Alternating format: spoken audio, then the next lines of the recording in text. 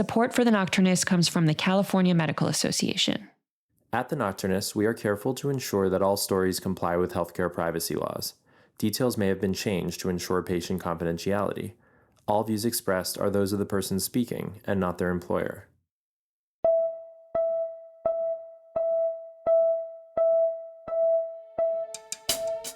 You're listening to the Nocturnist Conversations. I'm Emily Silverman. Today's guest needs very little introduction. Her name is Danielle Ofri. She has an MD, a PhD, and is one of the foremost voices in the medical world today. She's a primary care internist at Bellevue Hospital, clinical professor of medicine at NYU, and founder and editor-in-chief of the Bellevue Literary Review. Her writing appears in The New Yorker, The New York Times, The Lancet, the New England Journal of Medicine. She's given several TED Talks, she's performed at the Moth, and she's the author of 6 books, the latest of which is called When We Do Harm, A Doctor Confronts Medical Error. In today's conversation, Danielle and I rewind the clock a bit. She tells us about her humble beginnings as a locums tenens doctor, roving around the central US and Central America. She walks us through her journey, which took her very much off the beaten trail, which is admirable in my opinion, and as you can tell from her bio, led to an incredibly rich writing life. I was especially excited to hear Danielle talk about BLR, the Bellevue Literary Review, where anybody can submit their writing.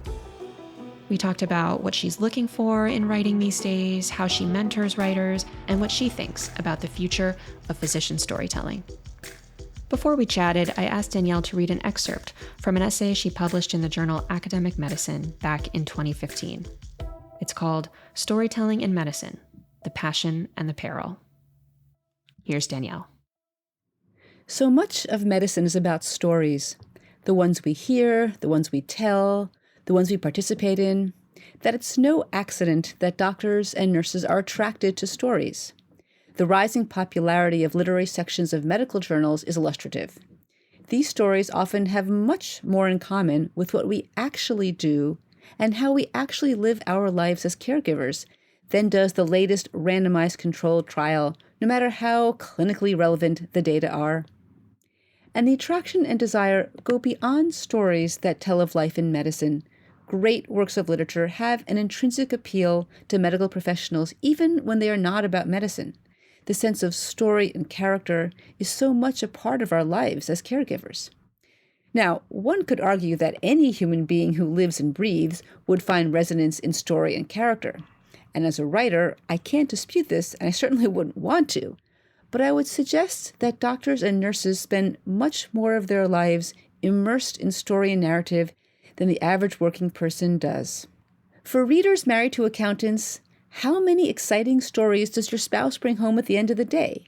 There just isn't as much drama in net asset dispersion or fixed cost derivatives. It is the stories in our work that provide meaning to much of our daily lives. And over the course of our careers, we accumulate hundreds, thousands of stories of our patients, stories of our colleagues, stories of life in the hospital, stories we play a role in, myths and legends that circulate the wards as slyly and efficaciously as MRSA.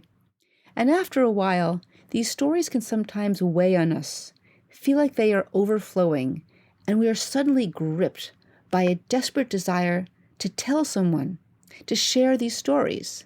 The recipient could be a spouse, a student, a coworker, or a hapless fellow traveler on the subway.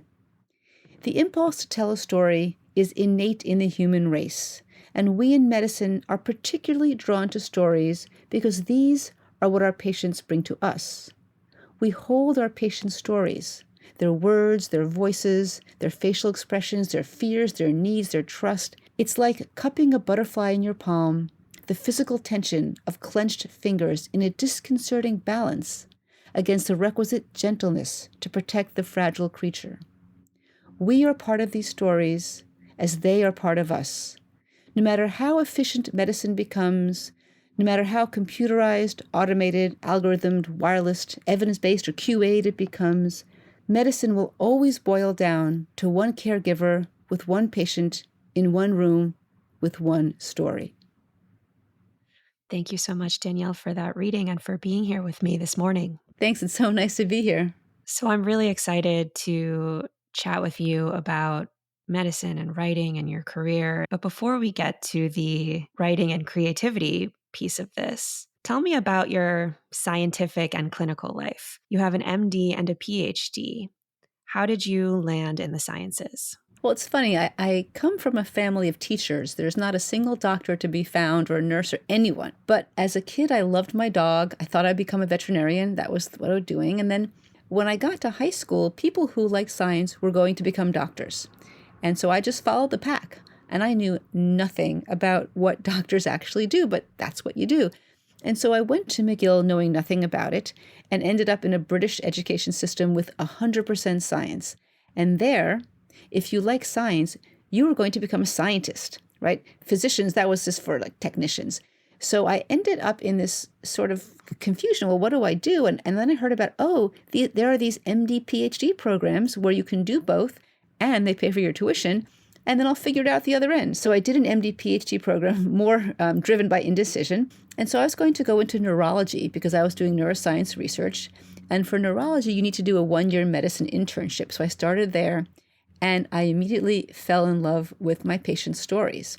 And I even remember the patient, Mr. Feliciano, who converted me. And he was a gentleman with endocarditis. He needed weeks of IV antibiotics, wasn't able to do it at home. And me as the intern, I had to go in every single day, listen to his heart and lungs, do the EKG, draw his labs.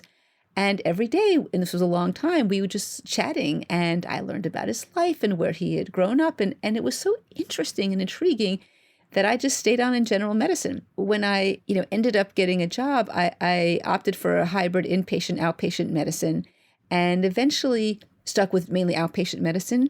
And I just love the long-term relationships with patients because I get to be witness and part of their stories over years, sometimes even decades.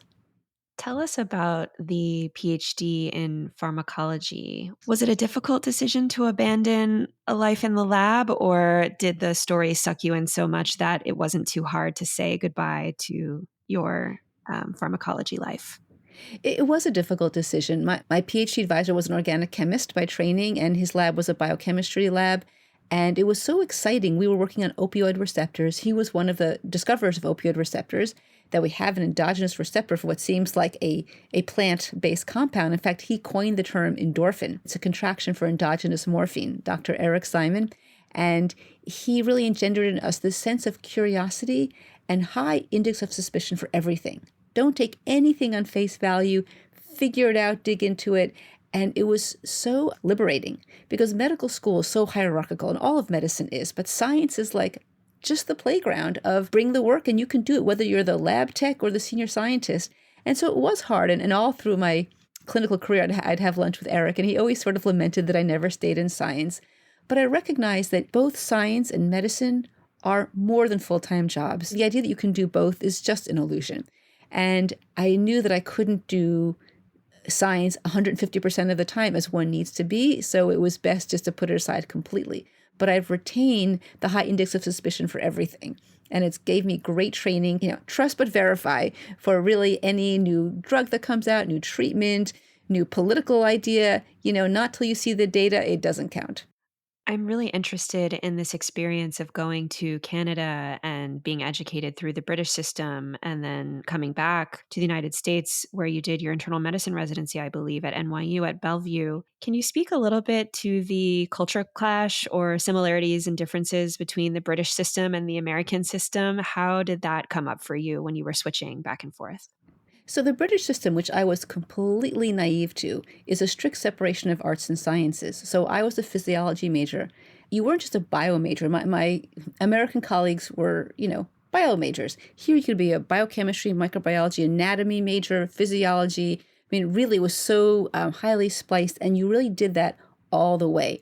And so it was really fun in that you got to delve very deeply, but there were no arts unless you wanted to. But luckily, in my first year, a departing senior, who was an acquaintance of mine, said, if you don't take a course with Professor Ruth Weiss, you will have wasted your education at McGill. So I was intrigued. What, pray tell, does Professor Ruth Weiss teach? And she taught Yiddish literature. something I didn't even know existed. I mean, to me, Yiddish was, schlepp, schlemiel, and that's it. But, this was not advice to take lightly. So I took one of her classes and I completely fell in love. The stories of Shalom Alechem and I.B. Singer and I.J. Singer and Peretz. It was this whole world that I really didn't know much about. And from there, I took Russian literature and then Russian history. And I kept getting one step more and more and more into the humanities through this recommendation. And I took several courses with Dr. Weiss, and she even let me take a graduate course. I was this random physiology student in her graduate literature classes. But again, digging into the story was so fascinating, and also because the stories are so impacted by the politics and history of the time. They don't exist in a vacuum. And I found that so exciting. And sort of if I can give you a postscript for many years later, so there's a publication called Publishers Weekly, which is the trade journal for the publishing industry. And when you publish a book, it's reviewed there so libraries and bookstores know what to buy. And so when one of my books was, I was in there, my editor sends me the link, I saw it. But one of the poets we published in BLR got the physical magazine, and she saw my book. So she tore it out and she mailed it to me at Bellevue. It was so kind of her. It took weeks to show up. And I get it at Bellevue in my clinic. I open it up and I'm like, oh, yeah, I've seen this before. But I unfold the page and there's my book and Dr. Ruth Weiss's book on the same page. And so I tracked her down and I wanted to thank her for giving this random science student just a peek into the world of literature and stories. So tell us a little bit about your path to writing. Did you have a writing life and a reading life before the recommendations, or did that blossom in Ruth's class, or how did you come to be a writer? Well, I always loved to read as a kid, and I loved to write. I wrote about my dog, in first grade. But once I got into medical school, there wasn't a lot of time, as you well know, for just about anything other than sleeping and breathing. Even that, not a lot of time for that. But that exposure with Dr. Weiss was really my first chance to go in depth and really just dig into it in a way that felt more elemental. And because of the MD PhD program, I ended up spending 10 years in training between medical school, the PhD, residency, and my years overlapped with the peak of the AIDS epidemic in New York City. So it was a pretty intense, at many times very bleak time. Our patients were largely our age, and they were dying brutal, protracted, just awful deaths. And we were saturated by death. And I remember being overwhelmed, and I had never thought about taking a break. But a combination, I think, of two things. One is of just feeling drained. And the second was having a childhood, a camp friend of mine, die of a sudden cardiac arrest. He had IHSS, and we were 27, and he died instantly. And it was quite a shock. And I was in residency at the time. I'd never taken a moment to stop. And I realized that I needed to get away from all of this. And so I heard from a resident about something called locum tenens, something I, again, knew nothing about, but locum tenens is temp work for doctors. And unbeknownst to me, that outside of the big cities where doctors are a dime a dozen, there's a huge doctor shortage in small town and rural America. And most places, while they're trying to hire, need to cover their spots, and they use temp doctors. So I signed up for some locum temp agencies, and they'd find me a gig, in a small town in New Mexico, and I'd work for a month or two. And then when the money ran out, I traveled to Central and South America because I wanted to learn Spanish. That's where most of my patients were from. And then when the money ran out, I called collect from Oaxaca. What do you got next? I'd end up in New Hampshire. And it was during those times that I began to write down some of the stories of residency. And I remember thinking at the time during residency that these stories were very singular, that I'd never be this close to such intensity ever again. I was well aware of that, and also well aware of how historic the HIV moment was. And I told myself I should be writing this down, but, I had no time. Who had time? And I think also it felt too close to the emotional bone to write the things down at the time. I mean, we were writing it down, platelet counts and spleen sizes, but not anything about the patient's stories. So when I went to these locum tenens jobs, which are generally in small towns, and when you come from Manhattan and go to a small town, there is nothing to do. I mean, no thing at all. So I had a lot of time in my hands. I canceled my medical journals, got a few novels, got a laptop, and began just writing down the stories of my patients. And I took these with me when I traveled in Central America, working on them, not with any idea to write a book or become a writer, but I needed to have a place to put these stories. And I kind of cringe from the word closure because I don't think there's any such thing as closure, but you do need to put them somewhere. If they live inside you as these sort of open wounds, it's very hard to move forward. Yet you don't want to, close them away and then they disappear from your consciousness. And so I feel like by writing them down, I kind of can tuck them in this sort of left lower quadrant abscess, but it's a soft-walled abscess, not a necrotic abscess, because it's still there. A little bit seeps out and reminds you of what it is that we do. It keeps you grounded. And yes, every so often, it ruptures. You get sort of the peritonitis of emotional overload. But it was a way to sort of just put these stories somewhere. When I got back to Bellevue, and I always knew I wanted to come back to Bellevue, there was an economic crisis and a hiring freeze. And then when the freeze unfroze, they only had a 60% position open, which never dawned on me to take a part-time position, but that's what they had. I had a couple of loans to pay off, so I took it. And so on one of my afternoons off, I picked up a writing brochure off the street, one of those little yellow Gotham Writers Workshop on 2nd Avenue, and started taking a writing class. And it was my first experience of working on a story to sort of hone it as a piece of writing, and began sending it out to little literary journals whose readerships were probably smaller than my medical school class. And then I started taking one-on-one classes. And then I remember my writing teacher saying that she missed her subway stop reading one of my stories. That means it's time to get an agent. So I tried to get an agent and I sent out my, stories to many agents, and one finally took me. We submitted this collection of writings, and I'm proud to say I was rejected by, 18 of New York City's finest publishing houses. People would say things like, oh, write a novel first, or some like crazy thing that just, couldn't happen. And then one day I got a call from the director of Beacon Press in Boston who read one of my stories. And she said, do you have a book? And I said, as a matter of fact, I do. And I FedExed my manuscript, and Beacon Press took the book, and then we've been publishing together ever since.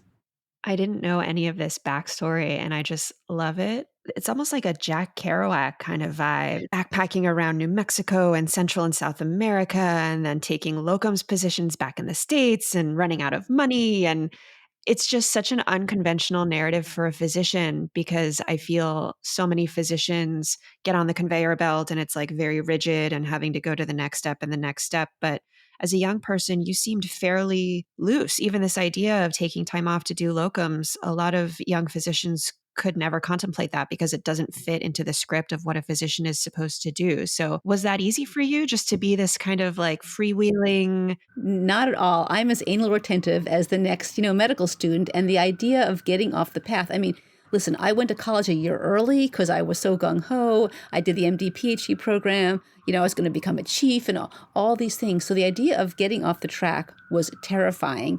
And I had no template for it. And I remember all my advisors in my residency program said locums was a terrible idea.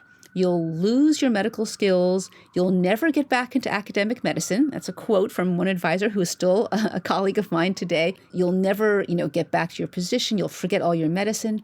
And then I was talking to a social worker, not at all involved in medicine, and she said, I think they're jealous. And when she said that, it kind of like snapped me, like, maybe they're right. But I think one thing I've learned, and what I try to tell my students when I advise them, is to be open to serendipity. The advice about Professor Ruth Weiss's class at McGill, that was a serendipitous thing.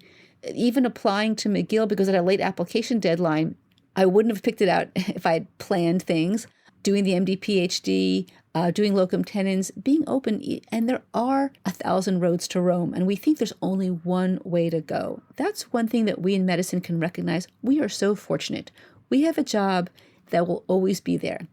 Illness never goes out of style. There's always jobs for doctors and nurses. And that's a really fortunate place to be. So go ahead and try something different. You can always get a job. You got a stethoscope. That is all you need. What you said about the social worker sitting down with you and saying, I think they're jealous. It's such an interesting one, because I recently made the decision myself, the difficult decision to take a radical sabbatical and step back from my full-time clinical position. So I'm definitely in that space right now, floating in the void of, am I going to be able to go back? And do I want to go back? And how do I want to go back? But I've noticed that when I talk to other physicians about this decision that I made, the initial reaction is, well, that's going to be really hard for you. you may not be able to go back and so on and so forth. But then the longer the conversation goes on, more questions come up. And then finally, what I often end up hearing is like, well, how did you do it?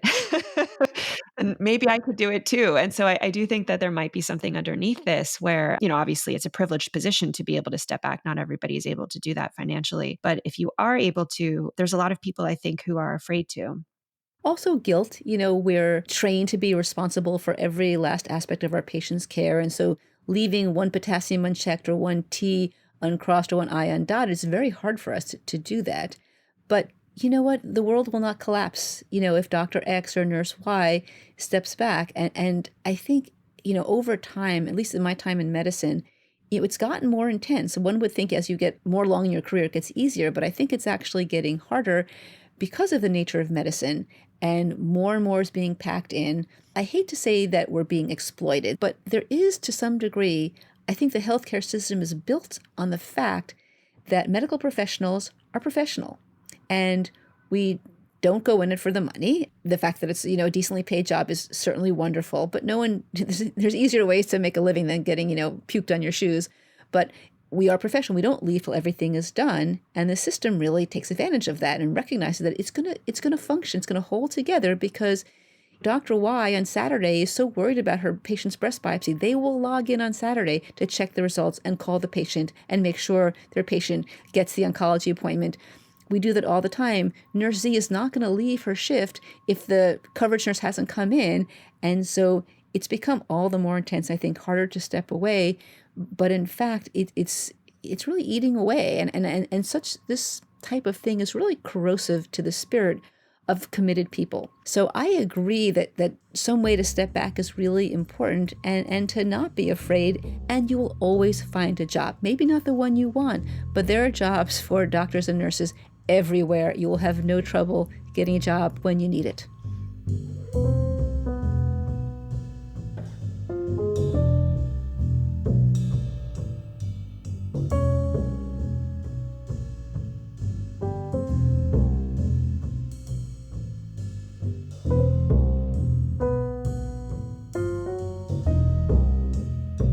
I want to talk more later about how healthcare has changed over the last decade or two. But before we get there, I want to come back to writing. And in the excerpt that you read, you talked about why doctors write, this impulse, this sense of having an accumulation of stories and needing a place to put them. I don't know, I'm just thinking about myself as someone who's always loved to write and tell stories. And it hasn't always even been writing. Like, I remember when I was 13, my friend Rebecca had a bat mitzvah in Israel. And I went with her to Israel, and I had this little video camera.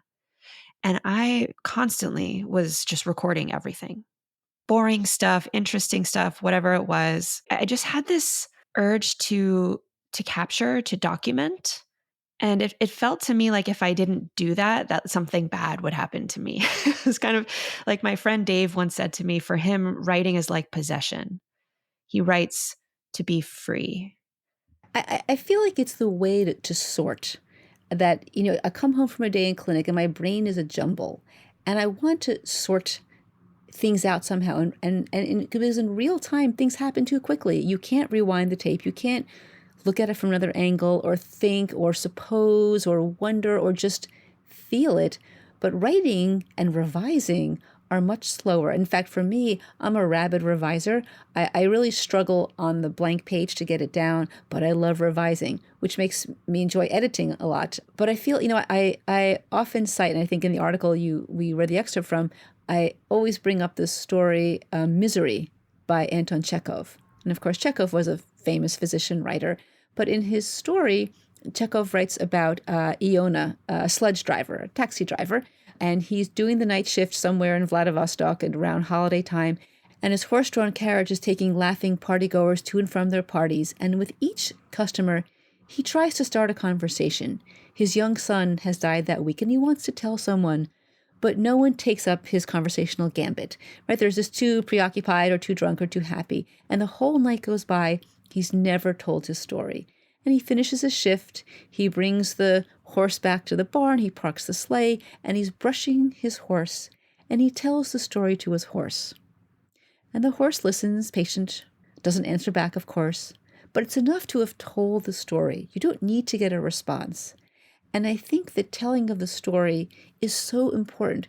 Publishing is different, getting feedback or comments, but just getting it down on the page is a way to sort of wrestle the story inside of you that is just writhing around. It's a way to just to grapple with what we do every day, which is both amazing, sometimes horrifying, but it's also so interesting. We have the most amazing job. And if you're curious, and I think most of us are, you just want to know, well, what makes this person tick? What makes their physiology go? What makes their life go? How did you come to this country? Tell me about yourself. It's so interesting, and it never ceases to be so. Do you think that there is something, though, about having the story be received, and that could be just read by a friend, or that could be published for 1 million people, that's like the closing of the loop? Because I hear this a lot sometimes where people say, it's important to write, get it on the page. Publishing isn't important. The story can just exist on your computer and it can still be beautiful. And I think there's a really good reason to say this, because we really, I think as writers, sometimes have to grapple with our egos and, wanting things like fame and recognition, and really trying to strip that away from the creative process as much as possible. But at the same time, sometimes I do feel like if I get the story out on the page and it's just on my computer and nobody ever sees it, there's something that feels incomplete. And there's a part of me that does want to have that warm energy from the other side, reacting and receiving and responding. No doubt, no doubt. And getting response is really, it can be an amazing thing, because you then touch a nerve for someone else, that they've been there, and that you can offer comfort to someone is really meaningful. And sometimes I'm surprised when I'll get kind of someone says that, this made a difference for me. It's like being a physician, that you're treating someone and you help someone feel better, which is, of course, the name of the game. So there is a part of that sort of conversation. And sometimes, it's it can just be sending the story to a friend. When people ask all the time, which stories can you or can't you tell? And obviously, these are the patient's stories. So the first thing is, can you get the patient's permission? Right? I mean, and sometimes that's possible, and sometimes you're years or decades or oceans later, and that's not possible. And so we try to, hide identities and change details. But even beyond that, I always ask myself, if the patient read this, would they feel that this was a respectful rendering of their story? And did it come from a place where there is a larger lesson or point, as opposed to just, well, this is a cool war story? Most of my patients at Bellevue, it's a variety, but many people are immigrants or don't speak English. But there's a small core of the poor, starving artist that also comes to me, who maybe grew up in Westchester, but now live in, some garret somewhere and are making a living as a slam poet, which is a very penurious living. So I had one such poet, and he was always broke. And so I always spotted him medical care. He would come in and not pay. We'd do things by phone. And he told me everything. I knew all his STIs, everything, trust me. And so one day he calls me and says, I just got back from Italy and I have the worst headache of my life and the light's killing my eyes. And of course, my radar goes up. This could be meningitis. I said, listen, you got to come in. No, I have no money. I'm like, you must come in. I said, all right, listen. Come during the lunch break of the clerk, and I'll just bring you in the back. We won't even register, but I need to lay eyes on you. So I sneak this guy in the back door. He's got dark glasses on. His eyes are bloodshot. He's looking cringy. And I said, listen, I can't rule out meningitis. You've got to go to the ER and get a spinal tap, an LP. Grudgingly, he goes. So the ER doctor calls me that night. His tap is negative. He said, oh, but he's doing cocaine. I was like, what? He didn't tell me that? This guy who tells me everything. I mean, literally. And I was so angry that he left out this clear detail that would have changed how I feel, and I'm staying up late and sneaking in care for him. And so I wrote the story because the experience of being lied to by a patient was a really, I thought, an interesting topic. It hit me in a certain way. I thought it could be teaching material. But then I thought, this is the guy who might read it. And whether or not my patients can read the New York Times or not is not really relevant. But if he read it, I think he would be hurt. I think it wouldn't serve him well. And for that reason, it stays under the bed. And so my advice is, you can write whatever you want, but whether you publish is a different interrogation as to, will it serve the patient? Will it harm the patient? If you think in any way and of course it's subjective, but if the patient would be harmed or hurt or insulted, it stays under the bed. Yeah, I think that's a really great story to encapsulate that decision making. Sometimes it can be really hard to know, where does the patient story end and the doctor story begin. And I heard a memoirist addressing this issue in an interview once because she had a really difficult childhood life with a sibling who I think was abused by one of the parents. And every night she said the door would close and this would happen on the other side of the door. And she was in the living room and she could hear it, and obviously really upsetting. And somebody said to her, "Well, how could you possibly write about this? This isn't your story to tell. This is your sibling's story to tell." And the way that she put it was, what happened on his side of the door was his story to tell, but what happened on my side of the door was my story to tell. I don't know if that analogy can apply to medicine, but I thought it was another interesting way to look at it. Abraham Verghese, who was one of the best doctor writers out there, once wrote a piece for the Annals of Internal Medicine called What Doctors Can Learn from Novelists. And it's a great piece about how we pick up voice and character, but also he pointed out that once a patient tells a story in your office or at the bedside, you are a character in that story. Whether you want to be or not, you are. Now, of course, there is a power differential, and the patient's coming to you not as an equal or as a journalism interview. They're telling their story, so it's not yours to grab. So you do have to consider that. And whether it's permission or seeing how you slant the story, you're not coming at the story as equal partners. And we have to recognize that. I want to talk a minute about craft. So you mentioned finding this pamphlet, this Gotham Writers Group. What was your experience of going into a writing group or a writing class, learning about frameworks for writing, just like we learn in medicine? Like, here's a framework for chest pain and writing. It's like, well, is this first person? Is this third person? What is the psychological distance between the narrator and the character and the author? And all of these tools that we have to look at writing. What was it like to dive into that world, and how did your writing change?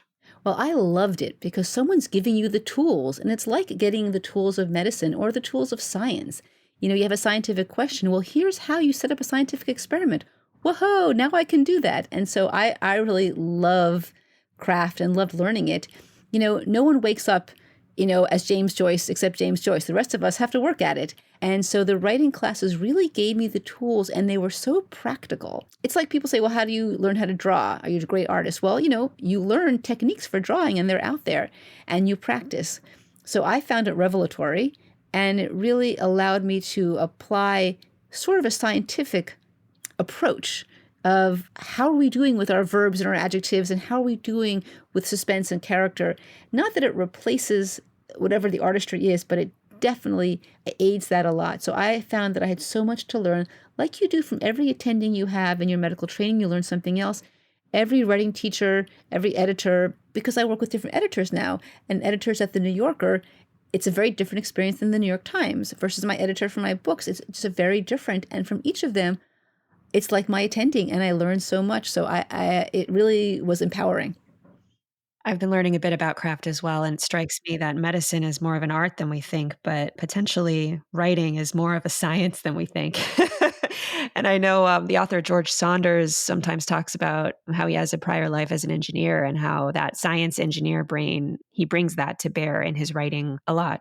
When I read The God of Small Things by Arundhati Roy, I was so impressed by structure of the book that I outlined it. And then I realized that she was an architect by training, and no accident, because that architectural mindset of how you fit pieces together, it was miraculous. And so I think it's not accidental that writers may benefit from other kinds of careers. You wrote an op-ed in the New York Times that I have bookmarked and that I've returned to again and again and again. And I know that you said you don't like the word exploit. The title of the piece is "The Business of Healthcare Depends on Exploiting Doctors and Nurses." And I know that the authors don't always pick the title. The authors never pick the titles. Let's be clear on that, especially for the newspapers. But it's one of my favorite pieces I've ever read, because it gets back to what you were saying earlier, which is that physicians and nurses are professional, they're altruistic, they're self-sacrificing, and how the system really depends on that.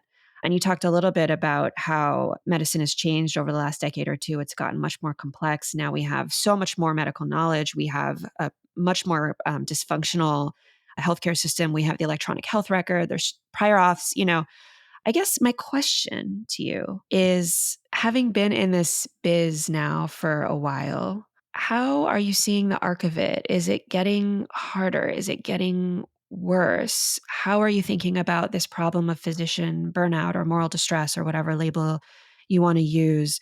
Are you optimistic or pessimistic about the future of a clinical life? So I'll say all of the above, and that may sound like a cop-out, but yes, it is getting harder, but it's also getting easier, right? There are some things that have gotten much harder, and the administrative burdens really have built up. Our tools for treating patients have improved. Telemedicine, which was, a crazy nightmare in the middle of COVID, has turned out to be this miraculous addition to our armamentarium. I'm working on a piece now about, patients, some like it better, some don't, whether there's data, whether it's better or worse. But you know what we rarely talk about is that it gave physicians agency. Rescheduling patients with a telephone visit or a video visit is much easier. And suddenly I had a little bit of time, to work things out and gave some flexibility. So yes, so it is both. I mean, I do think that it has built up to a point where I think maybe when I wrote the piece, I didn't accuse the system of actively exploiting this. Now I think I might rephrase that. I think there is an active exploitation. I think the corporatization of healthcare has really recognized that there's this one fully elastic, unexpendable resource, and that is the professionalism of medical workers. And if COVID didn't show that, I don't know what did, but we could not have survived COVID with just our structures of medicine. It relied on the individuals who stepped up to the plate in every way, shape, and form. And paradoxically, while it was one of the most difficult times of medicine, it was also the most inspirational times. They kind of let the inmates run the asylum, and we got to run it and do things that you couldn't do for years and years. Now you could do it overnight. And hey, it can work, and the place didn't fall apart. And so there was something very emboldening about that. And I think that we built up this reservoir of goodwill and power in our voices, the recognition that the work that we do is really meaningful. But I think that also gives us both the power and the responsibility to speak up about it, that we have this voice, and that when we call our politicians to say, hey, I'm a doctor and I'm treating patients, and here is what is going on, it gives you a different amount of currency, and we should use it. And when I talk to people about how do we frame our activism, I can think of really two great ways to frame it that's meaningful to all the stakeholders. And the first one is patient safety, right? I don't talk about doctor burnout. I don't think they really care, to be perfectly honest. But patient safety, medical errors, lawsuits, people do care about. Everyone, from insurers to hospital administrators to governments, care about that. And so if you can frame what's going on in a patient safety lens, people do listen. So when crap comes up at my hospital, I file a patient safety report, even if it's not like, oh, it wasn't a medication error, but a stupidity in the EMR that makes me likely to make a mistake. I make a report and make some administrator follow up on that. And the second lens is patient satisfaction. And I don't think that healthcare systems have this some like glowing angelic, they truly care, but it matters in terms of money now. And so they do care now for whatever reason. And that is a way to frame things, that some of the things that we're doing, patient satisfaction, most places will put in the nice coffee machine and graham crackers and valet parking. But what patients really will feel satisfied by is enough nurses on the wards, or they don't have to wait so long for their doctor, or enough time with their doctor. And those things, if we frame those as patient safety and patient satisfaction, I think they do have a chance of being heard.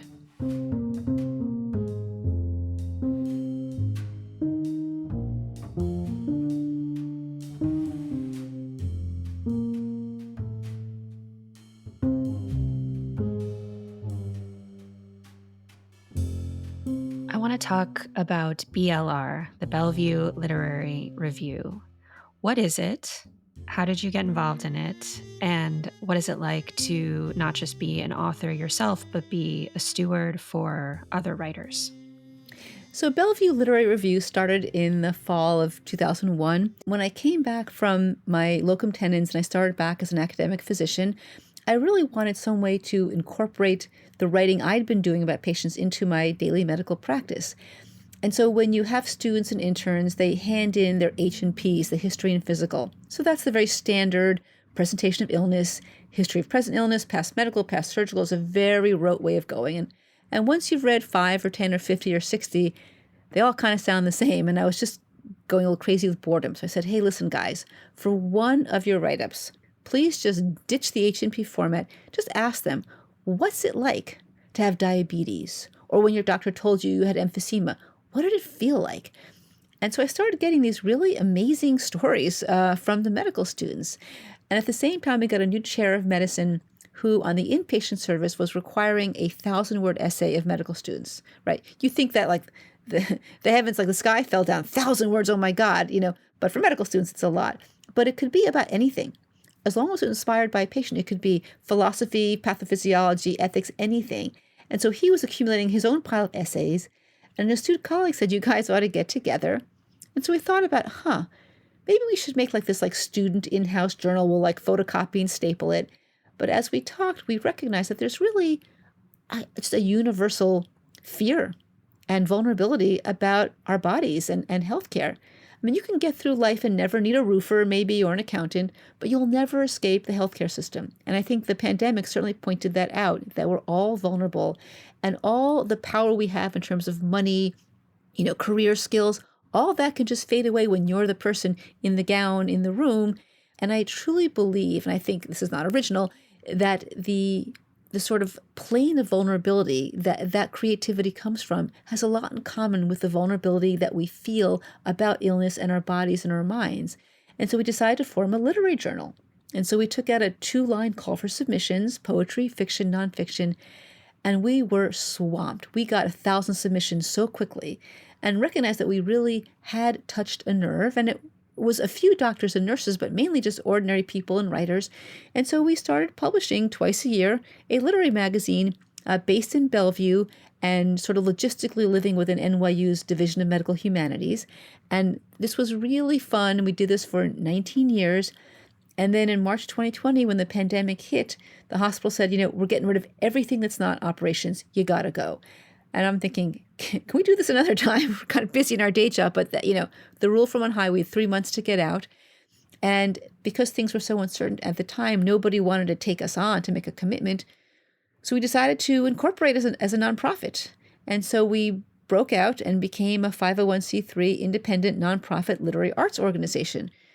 Again, not something I had any plans in my life to be doing, but now I run a nonprofit and it's been amazing. I think you kind of don't know how much a shoe pinches till you take it off, but suddenly we're completely free. There's no one who you can offend except your readers. It's been 2 years now. We have a board, we have editors, and we've started fundraising. And it's really exciting to see the journal grow into a full arts organization. So we now have a full spectrum of events about the intersection of healthcare and the arts, and we can collaborate with dance organizations, film and art and music, to really do whatever we want. And stewarding other writers is so exciting. I mean, there's nothing more gratifying than like bringing a piece that's part of the way there and getting it all the way over the finish line. I remember a piece we pulled out of the slush pile, this is a couple of years ago, and it was a piece a young woman wrote about being on spring break in Fort Lauderdale, right? And this was at the disco in the 70s, Bee Gees playing, lights flashing. She's trying to pick up this guy, they're dancing, and her artificial leg falls off on the dance floor. And so she's on her hands and knees, going on the bottom of the dance floor, trying to find her leg. Bee Gees still going. Her date hasn't noticed. He's dancing, the lights going, and she's going through the beer trying to find her leg. I was so taken by this story, but it was really not quite ready. And we started working together. And I said, listen, I don't know you, but if you want to work on this, we got to really dig deep if you want to do that. And we did maybe 50 rounds of revision, and it became this amazing story. She eventually made it into a full book, a memoir. And it's like seeing your kids grow up and get a job and become successful. So it's really fun. It's less risky because it's not your work. So you don't feel your imposter syndrome. You don't feel like you're, bearing your soul. You're just helping someone else shine, which is just so much fun. Physicians and nurses and other healthcare workers have been writing for a long time. It's a long tradition. You mentioned Chekhov, and we have William Carlos Williams and a lot of other physician writers that have come up in the past. It's a long tradition. I'm wondering, what are you excited to read these days? Well, it's funny because one of the exciting things about the literary journal is the slush pile. We get 4,000 submissions a year, and you never know what you'll find. And it's amazing that fresh stuff does come up. And sometimes it's a poem. When someone just teases out one little strand of emotion and holds it up to the light and rotates it around to find some new angle. Sometimes it's fiction. We call fiction the great lie that tells the truth. And sometimes fiction is the most powerful way to bring a nonfiction experience to light. So one of the things that's very hard as an editor is reading the very standard illness narrative. Here's what happened when I got sick with cancer or when my mother had dementia. And there's a very big difference between a moving experience and a moving piece of writing. And of course, that's where craft comes in. And of course, I always feel terrible rejecting someone's nonfiction piece about a very moving experience, but the writing isn't yet moving. So I'm really most intrigued when people find a different angle, when you can kind of shift the camera. You don't have to start at step 1. You could start at step 10 and flash back and forward. If you ever look at the book Atonement, take an Ian McEwan novel, he'll spend 500 pages on a 10-minute experience and then a paragraph on a century, and it feels completely normal because we experience life like that. And so watching writers play with structure, but still stay within kind of classical story format. We're not much for experimental. I don't really like a gimmicky writing, but I think even within the traditional story or essay format, you can be very creative. So I'm excited when people use different ways of bringing the same thing to the table, because then it's not the same. You're right. The first day in anatomy lab, it is the same, but it's also, it's not the same when someone brings a different way of imagining something that feels fresh. And I'm always amazed at how there's always another way to do it. To close out, for our listeners, our audience of healthcare workers, what advice would you have for them? Maybe some of them have never written before and want to start, or maybe some of them are seasoned writers trying to get their work off the ground. What words of advice would you have for them and trying to enrich their writing life? Well, I would certainly advise them to take a writing class or get a writing teacher. I can't stress how much craft plays a role. And I think we assume, we just can write. But it's like any other skill. No ballet dancer gets up there without having taken ballet classes. And the same with most writers other than, the few. And even those writers, they had editors who helped them. So really do that and use the same amount of rigor that you would for any other skill, like your medical career. You wouldn't just, drop into a renal transplant without having all this training. The second thing is to read widely. One wonderful course I took at the Gotham Writers Workshop was fiction reading for writers. To take great novels, but look at them for craft that you can beg, borrow, and steal. There are great ways that people do it. So reading The New Yorker, their fiction, reading their nonfiction, and God, how did they do that? How did they get me to come right in? Where's that turn point? And then borrow that. One of the critiques I find often in manuscripts that I read that are not at the top level is that I feel the author's hand. I can see the thesaurus that they're paging through. I can see the way they structure it to make it look more artsy. The magic has to be invisible, but the work has to happen on the other side. And I guess the third thing is just to pay really close attention all around you. Stories are in front of you, around you, both in your work, outside of work. Put your phone down, look around, see what's there, and let your mind wander. Don't keep yourself plugged in 24/7.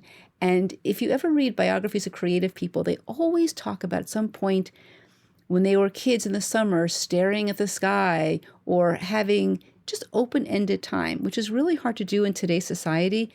But I really recommend not filling in every free moment and try to let your mind just go and chill and see where it wanders to. That's a great help. I have been speaking to Danielle Ofri, MD, PhD, writer, editor of the Bellevue Literary Review, and all-around amazing dynamo and now friend. Thank you so much for coming onto the Nocturnist podcast to discuss your writing life. Well, thank you so much. It's been a pleasure.